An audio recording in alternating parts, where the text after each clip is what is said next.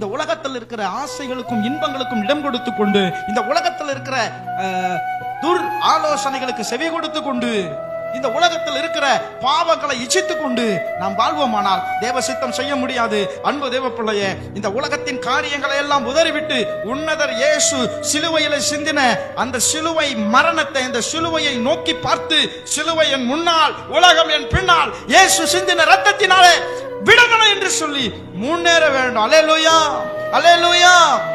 ஆமா, நான் சிலுவையை பின்தொடருவேன், நான் சிலுவையை பின்தொடருவேன், நான் ஒரு நல்ல சீஷன் என்று சொல்லி சிலுவை எடுத்துக்கொண்டு இயேசுவுக்கு பின் செல்ல வேண்டும். அல்லேலூயா. ஆமா, பணத்துக்காக ஓடினது போதும். அல்லேலூயா.